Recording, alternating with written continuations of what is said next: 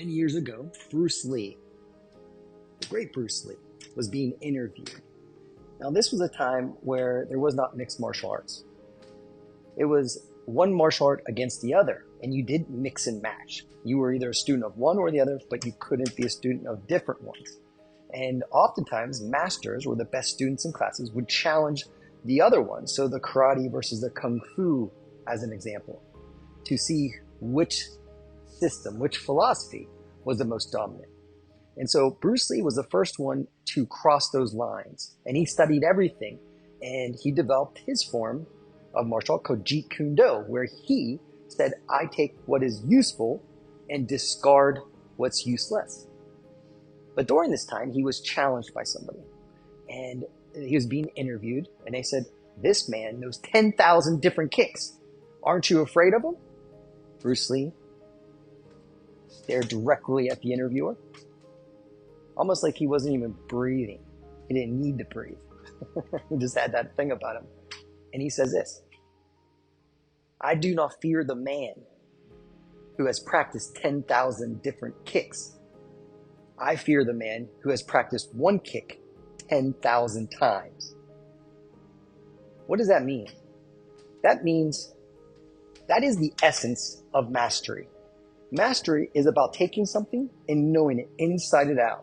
With your eyes open, your eyes closed, in the light, in the dark, no matter the situation, you are such a master. You can tell someone exactly what you're going to do, and they can't stop you. This has happened many times. In fact, the first two Super Bowls in professional American football were won by the Green Bay Packers and the legendary coach Vince Lombardi. And they only ran 3 plays, basically. They ran up the middle, they ran to the left, they ran to the right. But they were so conditioned and so good at it that the other team couldn't stop it. They knew exactly what they were going to do, but they just were stronger. They didn't get tired, and they were so good at it. They didn't take a misstep. They were a machine, a well-oiled machine that was unstoppable, and that's how they won. And so that is what life is about. People think when they start a new goal, like when they're trying to master their body, improve their health, live a long time and feel strong that entire time, and have a body that really inspires them, inspires others, and doesn't let you down, something you're proud of. They think it's very complicated because everyone's overcomplicating everything. They tell you you have to take a video analysis and your squat has to be a very certain way. I'm sorry, people move differently. There are a handful of principles you got to do with every exercise, and that's it.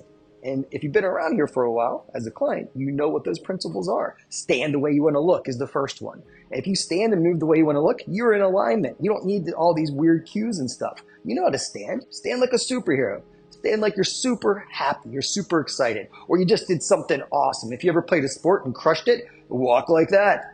You know exactly what I'm talking about. But this is what Bruce Lee was talking about. You don't need to do 10 million different things. You need to do a handful of things millions of times. That's what it comes down to. And I think because it's not sexy and it's not always exciting, depending on how you look at it, if someone's a dabbler, they're going to be turned off by this because a dabbler is someone who's not devoted. They're not even committed. And so the dabbler is driven and controlled. Their behavior is controlled by how they feel. So if something's not fun anymore, if something gets hard, if they're not getting what they want right away from something, they create a story or they blame somebody. They'll create a story like, oh, this is really hurting this on me, or, oh, it's just not for me, oh, or they just jump to the next thing, something new. That's the dabbler, right? And so if that is kind of what you felt, nothing wrong with it, but it's good to know where you stand. And if you're a dabbler, you're probably not listening to this, let's be honest. You saw the link or probably didn't see the link at all. You didn't open it up, right? And so, you know, you guys are the rare ones. And so self-mastery is the gateway of living greatly and with no regrets. And so what does that mean in terms of mastering this? Well, I want to share with you the 8 daily disciplines, or the 8 habits, if you will, of physical mastery. And I don't know if I ever shared these with you guys, but this will be the first time if it is. And so the first habit, the first daily discipline, the thing you need to do millions of times is it's your Northstar process. You got to know where you're headed. You want to revisit in the theater of your mind what you want to create. What's your destination? Because when life gets hard, if you don't have that there, if you don't have this higher purpose, this vision, this compelling vision of the future, this higher purpose, why it's bigger than just the way you look or just bigger than yourself, and having this identity that you step into, almost like Superman going into the phone booth, right? Or Wonder Woman, with her golden lasso. Like, these identities are what allow us to follow through and execute the strategy, because you only need two things to achieve anything in life. One, an effective, sustainable plan. And two, the mindset, the identity to carry it through. That's all you need. That's how simple it is. But yet we tend to overcomplicate it. But the essence of genius is simplicity. That's what Albert Einstein said, right? So the first daily discipline, write this down, is the Northstar process. And that's the clarity of vision, purpose, identity, in the affirming of that, the telling of that story of victory and triumph again and again and again. So you don't like, oh, I don't feel good. I'm tired today. I don't know about training. Why is that even a question? Why are you asking that question? I never ask, oh, should I train today? That is a nonsensical question in my mind. It's because my vision and purpose, my identity, the reason I do this is so much bigger than me. It's so that I can be my best. Because training is what? Training is, we train, we don't exercise. Other people exercise. They just move around and they're thinking about whatever, right? They're programming something. So if they're thinking how bad it sucks, they're programming it. They're eventually going to stop. But we're different. We train. We know that what we focus on, we eventually create. It changes what we notice in life. Do we see the opportunity or do we see the problem? What is that, right?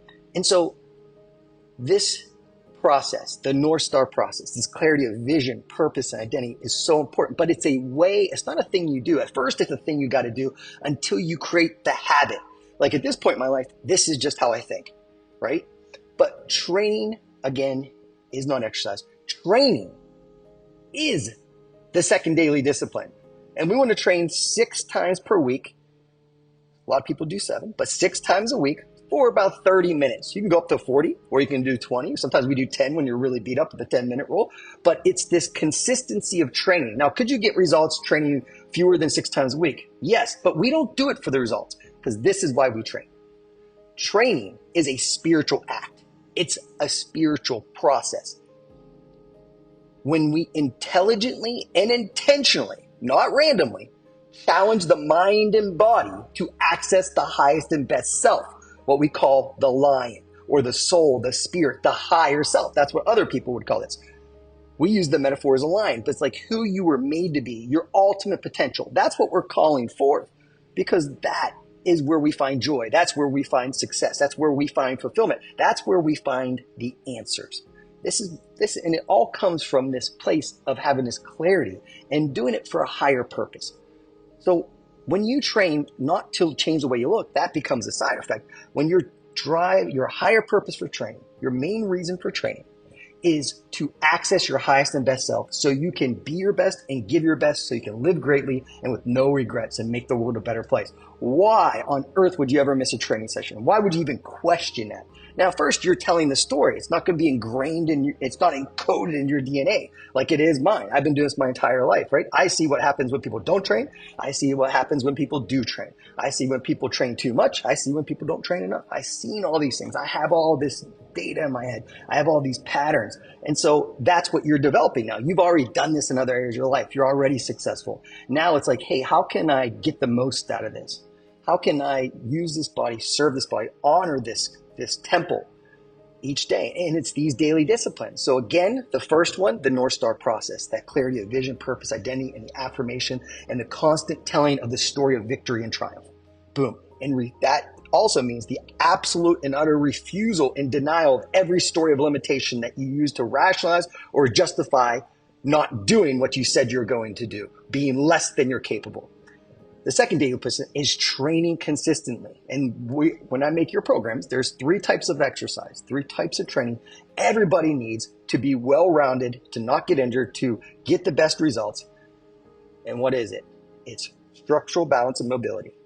Resistance training, which we do Monday, Wednesday, Friday generally. And then Tuesday, Thursday, Saturday, we do cardiovascular conditioning. Now, we do structural balance and mobility before and at the end of every training session, just because it's intelligent to do that, right? What's daily discipline number 3? Sleep consistency. So sleep consistency is actually more important. This study just came out last week. More important, not saying this isn't important, but sleep consistency, going to bed and waking up about the same time, is more important than sleep duration. So even if you sleep 6 hours, but you do it at like 10 p.m. to 4 a.m. every day, and you're not getting 7 or 8 hours, but sometimes you're staying up until 1 a.m., sometimes you're going to bed at 9, all these things. The body thrives off of routine. This is a principle. Write this down.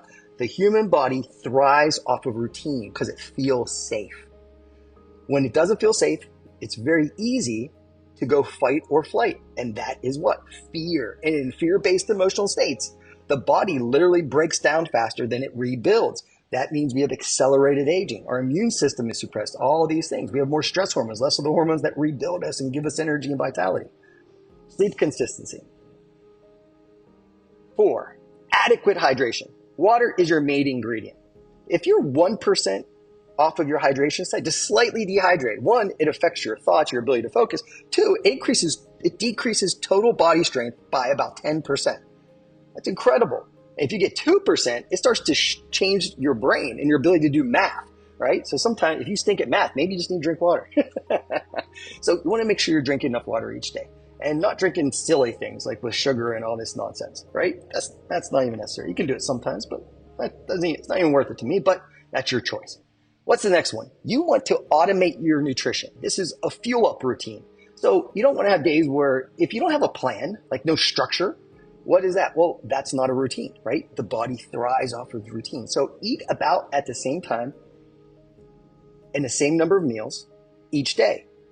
And so ideally you're eating within like a 12-hour window. And then you're eating the same number of meals. You're not random. Now, some people are just like, well, I can't do that. Well, what's your level of commitment if you're telling a story of limitation about it? Just be honest with yourself. Like, hey, I don't really want that bad. It's more important to me not to have a plan and just eat whenever I feel like it. Right? If that's your thing, then go for it. I'm not telling you what to do. I'm telling you what works after doing this for, my entire life. And being in the Fitness Hall of Fame and win the world's best personal trainer contest every year. And yeah, that's me. All right. So after that fuel routine, you want to automate that. And so what we find is this is based off data at a nutrition clinic in Texas that's been around for like 40 something years now. And they work with people with eating disorders, but they also work with like professional bodybuilders and everyone in between. So it's a really good sample size. And they find that most people alternate between 1 or 2 breakfasts. They have just 2 options. So if you have a couple options for each meal, that's all you need. You need to create your like 12 to 20 meals that are just your go-to. You want to have one like when you're traveling, one when you're out and about. Like, where do you pick food up? Where do you order food? What food can you make yourself? Or if you don't know how to make anything, just look up a recipe on YouTube or something. You'll learn how to cook like a professional chef in like a day. It's pretty cool. So the fuel up routine. What's next? 6, supplements. Now, real food is the most important thing. But it's not really realistic for most people. When we look at all the nutritional analysis of food diaries and what people are getting, they're just not getting all their nutrients. Plus, there are nutrients you're just not going to get from food. And so what does that mean? That means like you want to have a supplement routine that's filling in the gaps for what you're not getting in your food, right? So especially when you're trying to lose body fat, you're eating less food, so you're not getting as much nutrients. So these are getting all your essential vitamins, minerals, and omega-3 fatty acids is imperative because vitamins, minerals, omega-3s, protein, these things are nutrients. Water is a nutrient, for instance. Nutrient defined is something you must ingest in order to sustain life. So if you don't get it, it eventually causes you to die. So if you don't get water, which is a nutrient, 3 days, it's not looking good. Your tongue's swelling up, everything's dry up, you can't blink your eyes, right? There's a lot of bad things happening there. And so, but what else? What else is a nutrient? Well, all the vitamins and minerals. So if you don't get enough, say, like I remember my first university course, the first thing we did is you go through everything in nutrition, all the vitamins and minerals, and saying, okay, if you don't get enough of it, what happens? You get these symptoms, your joints hurt and stuff like that. Your immune system's lower. And then if you continue enough to it, well, then you get this disease, rickets, scurvy. And they're like, then if you still don't get vitamin C, what happens? Well, you eventually die. That's in a severe imbalance. So we all need these little things and supplements, and you want to get the right ones. So when I give you a brand or something, that means it's third-party tested and we know what's in it. There's nothing that's not supposed to be in it, and there's what's on the label is actually in the product. And I work with a lot of athletes that get drug tested. This is a really important thing. Guys in the military I work with. So when I give you a supplement company, make sure you get that one. If you want to get another one and you get drug tested or something, let me know. I'll make sure you don't take anything that's harmful. Okay? But supplements, you just want a simple routine that's filling in those gaps. Now, the last two are ones that people usually skip, but they're very important. They accelerate results, but allow you to master it, because we need a system of learning as well. So this is something I learned from being around Tony Robbins all the time, my best friend. And after every time he speaks, after every meeting, we always do this debrief. So I call this the daily debrief in preparation. And it doesn't need to take long, but let's say, you go through the day, end of the day, you have a routine. Like say, when you're stopping work or after you put the kids to sleep or whatever your routine is, but just have a time where you have, say, 10 minutes. And during this 10 minutes, you're just going to look back, review the day, and what did you accomplish? What were you grateful for this day? What progress did you make? What were your challenges? And what were the lessons you learned from those challenges? What do I need to follow up on? And then what are the 3 most important outcomes for tomorrow? That's a daily debrief. And then I would just step into your Northstar for a second and just say okay, right before I would decide on those 3 things for the next day, I would revisit my Northstar. So if it's your business stuff, it's your relationships, you should have a Northstar for each of these, right? Each category of life. And so you're like, hey, who can I light up tomorrow? Who can I there's someone that I really appreciate in my life, and I don't think they know it as well as I want them to. How could you do that? And is there someone that could use some prayers right now? How can I encourage someone today? Just little things like that make a big difference. It's very fulfilling as well, right? And so that's the daily debriefing preparation. Again, you want to make it like a few minutes. Just keep it short and just on a piece of paper. It doesn't have to be like all this fancy stuff. Humans do best when we make small, very achievable changes. Hey, I'm going to do a daily brief each day and write down one thing I got to do. That's how you would start. And just stick to it no matter what. Refuse not to do it. But make it so easy, it's ridiculous not to do it. Make sense? Okay, the last one, you should know this if you've been around for a while, but this is the results tracking system. So when you're achieving any goal, what you measure gets managed. So when people just go by how they feel, that's not going to go well, because the way we feel isn't really an indicator of what's real. It's really what the story we're telling. Where are we placing our focus and attention? What's the meaning of this? So when we go through, we're creating those feelings. We could just have slept poorly and now we're in a different state and now we feel fat and bloated, right? It's ridiculous. It's this is both men and women, by the way. And so a results tracking system is when we're using those measurements. So if you're not sure what this is, go back to the other ones or send me a message and I'll find it for you. But I did other audios on this, but real quick, for example, what changes before your muscle and fat ratio changes? Because that's what most people are looking at, right? And it's important. But what changes? Your strength and endurance changes. So we want to look at that first. And so when you train, you actually damage your body. You tear it up. And that's why we want to stimulate and not annihilate it. Because there's something called the stress recovery cycle. When you push yourself and you damage the body, you have to have resources to repair it and rebuild. So when you're training, you're not getting better, you're damaging the body, you're stimulating it, and then getting the nutrients, getting the hydration, getting the sleep, staying in love-based emotional states, taking your supplements, adding these resources, these building blocks, this raw materials, and then with that sleep, you start to rebuild and repair. Just like a wound heals, your body heals the same way with training, and it adapts and it gets better. But if you keep challenging it, and you're not giving it these nutrients and these resources and this sleep and this rest, it doesn't heal fast enough. And then eventually that suppresses your immune system. Eventually, it makes you a little bit more irritable. It starts to affect your sleep quality. So all these things start to happen. And then a lot of times we get injured just because the body's not keeping up. So a lot of injuries are not from training. There's nothing wrong with you. You're not giving the body the resources it needs to heal in time. And so you should still move, just not train really hard in that state. That's why we do flow workouts. But you start to see there's a whole system this. But let's say the first week, here's how you use this. You're doing an 8-minute time circuit and you come up as your best. You summon the line, you crush it, you get through 3 rounds in one exercise. You make note of that in your notes, boom. Then next week, you're going to repeat that workout. You're going to review it. You go to the diary at the bottom, scroll down. You're like, oh, last week I did 3 rounds in one exercise. I'm going to crush that. So you set the intention, set the goal. Then what do? You bring it. Let's say you crush it. Boom. That means your body's recovering. Everything's going good. Keep at it. Stay the course, right? Now, let's say you brought the thunder and you just couldn't do it. You didn't have it in you. You couldn't either add resistance or you just couldn't get more reps. What does that mean? It means you're lacking a resource. What are the resources? I'm going to say these real fast just because I want to keep this shorter here. I got to do an interview here, a podcast interview. So what we're going to do here is it's this. 1, recovery factor, checklist. If you're not getting stronger or improving the second week in your performance, boom, sleep quality and quantity or consistency. Write it down.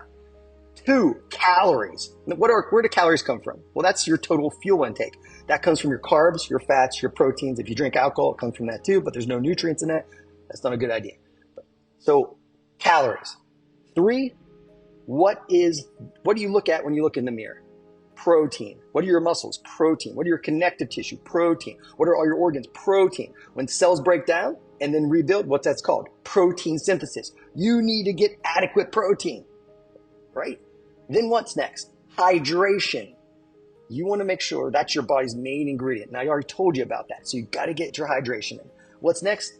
Omega-3 fatty acids. Mother Nature's anti-inflammatory. If I've given you supplement recommendations, you have seen this because I put it in everyone's because there was a study done. There's a test we use for this, but there's a study done. Dr. Bill Harris, this is 30-something years of research showing that someone that is in the desirable range for omega-3 intake, marine oil intake for salmon, anchovies, sardine, things like that, they will, if they go from undesirable to desirable range, they will live on average 5 years longer. How incredible is that?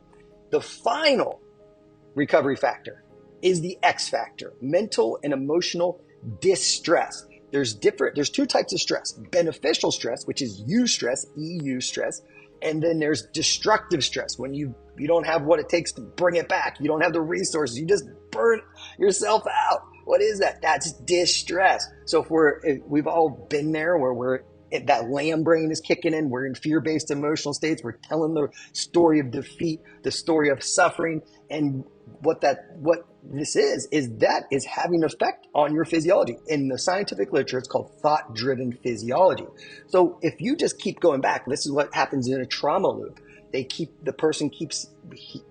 stop telling the story. And so they're experiencing that fear, that stress, and in that state, the body breaks down faster than it can rebuild. It's like a massive leak in a tire. It is really hard to keep up, and that's why it's so challenging. But we all experience that to different degrees. A lot of times, we don't take that into account.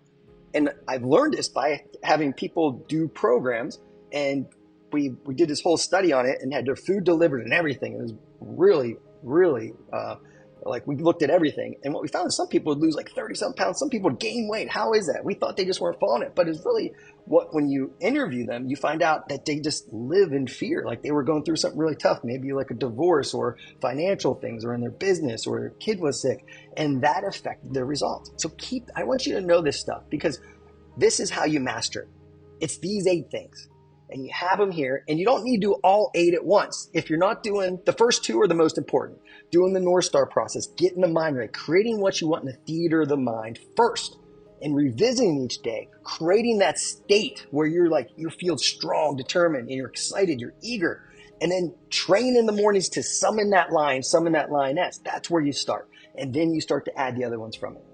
All right, my friends, I got to get going here. I talked way longer than I planned, but it is always an honor to serve you. And remember, we're lions, not lambs.